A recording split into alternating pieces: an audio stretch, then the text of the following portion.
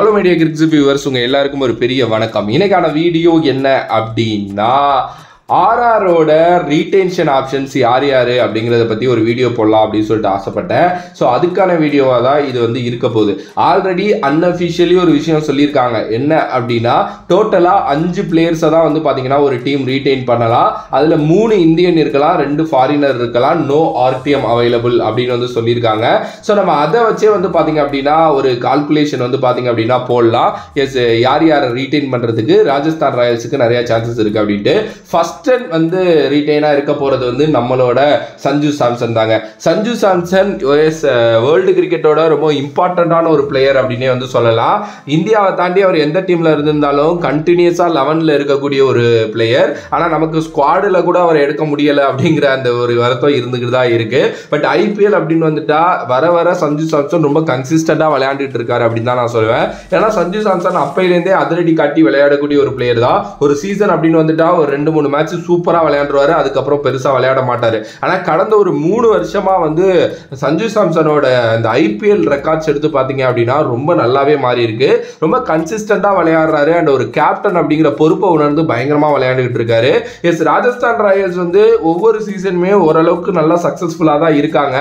S, ஆனா அந்த டீமா வந்து பாத்தீங்க அப்படின்னா அவங்களால வந்து பெருசா அதை வந்து கொண்டு போக முடியல, எலிவேட் பண்ண முடியல அப்படின்னு தான் வந்து சொல்ல முடியும். ஆனா அவங்க வந்து பாத்தீங்க அப்படின்னா பயங்கரமா விளையாண்டுட்டே இருப்பாங்க. அதுக்கு ரொம்ப முக்கியமான காரணம் Sanju Samson as a team, as a core அதை பயங்கரமா பில்ட் பண்ணி எடுத்துட்டு வந்துட்டு இருக்காரு. ராஜஸ்தான் ராயல்ஸ் ஒரு டைம்ல வந்து பெரிய டீமாலாம் இல்லை, ஆனா இப்போ வந்து ஒரு டாப் டீம்ஸ் அப்படின்னு எடுத்தோம் அப்படின்னா கண்டிப்பா ராஜஸ்தான் ராயல்ஸ் டஃப் கொடுக்குற அளவுக்கு இருக்காங்க அப்படின்னே சொல்லலாம். அது இந்த வருஷம் வந்து அவங்களோட கோச்லாம் மாறி இருக்காங்க அப்படிங்கிறப்போ கண்டிப்பா வந்து சஞ்சு சாம்சன் மேல இன்னமும் ஒரு பெரிய இது உழுவும். ஸோ சஞ்சு சாம்சன் தான் ஃபர்ஸ்ட் ரீடென்ஷனா இருக்க போறாரு. அதுக்கு அடுத்தபடியா வந்து பாத்தீங்க அப்படின்னா எஸ்எஸ்வி ஜெய்ஸ்வால். எஸ், இந்தியன் கிரிக்கெட்டோட வருங்கால தூண் அப்படின்னு தான் எல்லாரும் சொல்றாங்க. இஸ் பயங்கரமான ஒரு பிளேயருங்க. 3 ஃபார்மேட்லயுமே சூப்பரா ஆடக்கூடிய ஒரு பிளேயரு. சின்ன பையன் என்ன சப்போர்ட் பண்ணுங்க அப்படின்னு சொல்லிட்டு ஒரு வீடியோவோட ஆரம்பிச்சாரு.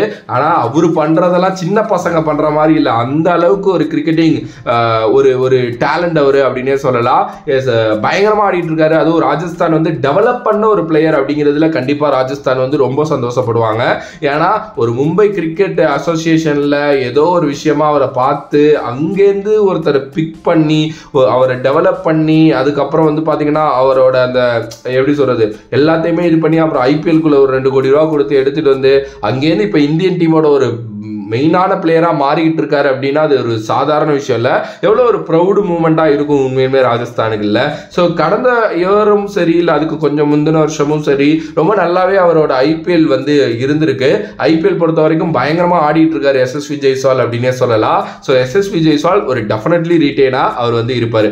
அதுக்கு அடுத்தபடியாக வந்து ரியான் பராக். கண்டிப்பாக ரியான் பராக்கை ராஜஸ்தான் ராயல்ஸ் வந்து பார்த்தீங்க அப்படின்னா ரீடெயின் பண்ணுவாங்க.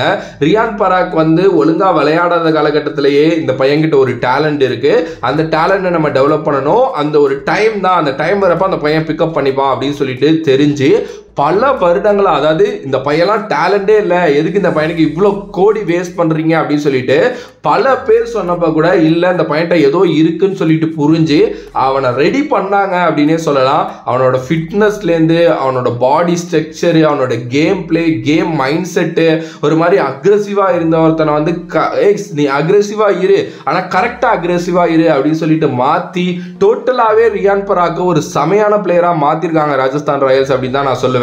எஸ், ரியான் பராக் மேல ராஜஸ்தான் ராயல்ஸ் வச்ச கான்ஃபிடன்ட் நம்ம லைஃப்ல நம்ம வச்சோம் அப்படின்னா நம்ம எங்கேயோ போயிடலாங்கிறது தான் நான் எப்பவுமே சொல்லிட்டு இருப்பேன். அது ஒரு ஃபன்னியான நோட்டா இருந்தாலும் அதுதாங்க உண்மை. ஒண்ணுமே இல்லாத ஒரு மண்ணை ஒரு சூப்பர் ஸ்டாரா மாத்திருக்காங்க ரியான் பராக்கை ராஜஸ்தான் ராயல்ஸ் அப்படின்னு தான் சொல்ல முடியும். ரியான் பராக்கை கண்டிப்பா ரீடைன் பண்ணுவாங்க. ஒரு எக்ஸைட்டிங்கான டேலண்ட் ரியான் பராக். அது லாஸ்ட் இயர் தான் ரொம்ப நல்லா தெரிஞ்சிச்சு. அதுவும் அந்த 2023ல வந்து பாத்தீங்க அப்படின்னா அவர் வந்து அவரோட டொமஸ்டிக் கரியரை பயங்கரமா ஸ்டார்ட் பண்ணாரு. லாஸ்ட் இயர் ஐபிஎல் வரைக்குமே, இப்போ வரைக்குமே வந்து ரியான் பராக் சூப்பரா ஆடிட்டு இருக்காரு அப்படின்னு தான் சொல்ல முடியும். இந்தியன் டீம்ல வந்து பவுலராகவும் ரியான் பராக் வந்து பயங்கரமா எடுத்து காட்டிட்டாரு அப்படின்னே சொல்லலாம். ஸோ ரியான் பராக் வந்து ஒரு டெஃபினெட்லி ரீடென்ஷனா இருப்பாங்க, அதுல எந்த ஒரு மாற்று கருத்தும் இல்லை. அண்ட் ராஜஸ்தான் ராயல்ஸோட ஒரு கோர் பில்ட் பண்றாங்க இதுக்கப்புறம் அப்படின்னா ரியான் பராக் ரொம்ப முக்கியமான பிளேயரா அதுல இருப்பாரு. அதுக்கு அடுத்தபடியா வந்து ஜாஸ் பட்லர் ஃபாரின் ஆப்ஷன் அப்படின்னு போறப்போ நமக்கு ஜாஸ் பட்லர் வந்து டெஃபினெட்லி ரீடெயினா இருப்பாரு. ஏன்னா ஜாஸ் பட்லர் வந்து ஆர்ஆர் குடும்பத்தை சேர்ந்தவர், அதுல எந்த ஒரு மாற்று கருத்தும் இல்லை. ஒரு இங்கிலீஷ் கிரிக்கெட்டோட ரொம்ப முக்கியமான ஒரு பிளேயர், வேர்ல்டு கிரிக்கெட்டோட ரொம்ப ஒரு முக்கியமான பிளேயர். எஸ், அவருக்கு வந்து பாத்தீங்கன்னா ஒரு ஃபியூ சீசன்ஸ் வந்து கன்சிஸ்டண்டா அமையல, மற்றபடி அடிச்சிருவாரு. ஒரு 100 கூட அடிச்சாரு லாஸ்ட் சீசன் அப்படின்னு நினைக்கிறேன். ஆனா அடிச்சிருவாரு, ஒரு மாதிரி கன்சிஸ்டண்டா விளையாட முடியாது அவரால். அண்ட் லாஸ்ட் டைம் பிளே ஆஃப்ஸும் கொஞ்சம் மிஸ் பண்ணிட்டு போனார். அவர் இருந்திருந்தா கொஞ்சம் வேற மாதிரி இருந்திருக்கும்லாம் எல்லாரும் சொன்னாங்க. எஸ், ஆப்வியஸ்லி அவர் வந்து ஒரு இம்பார்ட்டண்டான ரீட்டைனா இருப்பாரு.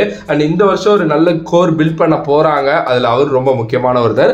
அதுக்கு அடுத்தபடியா Trent Boult. Yes, Trent Boult என்னதான் பெரிய வேர்ல்டு கிரிக்கெட்ல இப்போதைக்கு ஒரு கரண்ட் இதுல இல்லை அப்படின்னாலும், இப்போ ரீசெண்ட் டைம்ஸ்ல கோட்ல ஒரு டைலாக் வந்துச்சுல, a line is always a line அப்படிங்கிற மாதிரி தான் ட்ரெண்ட் போல்ட். அவர் வந்து பாத்தீங்க அப்படின்னா எப்படிப்பட்ட டீம்ல எங்க எடுத்து போட்டாலோ அது வந்து அந்த டீமுக்கு தான் பெனிஃபிட். எனக்கு தெரிஞ்சு ரீடைன் பண்ணிடுவாங்க. மேபி லாஸ்ட் ரீடென்ஷனா இருக்கும் அப்படின்னு நான் யோசிக்கிறேன். ஏன்னா ஃபாரின் ரீடென்ஷன் 2ங்கிறப்போ ட்ரெண்ட் போல்ட் மேல நீங்க ரொம்ப தைரியமா போகலாம். ஏன்னா அவர் இன்னும் விளையாடுவாரு, இன்னும் அவர் வந்து பாத்தீங்க அப்படின்னா உங்களுக்கு அந்த குஷன் கொடுப்பாரு.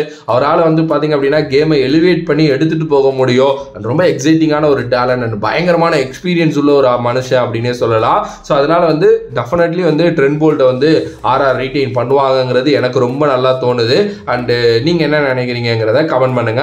இந்த 5 பேர் தான் என்னைய பொறுத்த வரைக்கும் ஆர்ஆரோட ரீடென்ஷனா இருக்கும் அப்படின்னு நான் யோசிக்கிறேன். அண்ட் மேபி இதை தாண்டி உங்களுக்கு ஒரு சில கருத்துக்கள் இருக்கலாம். ஒரு side through Jurel, Andre burger அது மாதிரி ஆட்கள் இருக்காங்க. ஸோ நீங்க என்ன யோசிக்கிறீங்க? அவங்கள ரீடைன் பண்ணுவாங்களா, இல்ல ப்ரோ இந்த 5 பேர் தான் ரீடைனா இருக்கும் அப்படின்னு சொல்லிட்டு யோசிக்கிறீங்களா அப்படின்னு சொல்லிட்டு மறக்காம கமெண்ட் பாக்ஸ்ல கமெண்ட் பண்ணுங்க. If you like the video please like, share and subscribe to நம்மளோட கிரிக்ஸிப் சேனல். வேறொரு வீடியோல வேறொரு கான்செப்ட்ல வந்து உங்களை சந்திக்கிறேன். அனதம் back from this is VJ Mani. Love you all, stay safe மக்களே. நன்றி நன்றி நன்றி நன்றி, வணக்கம்.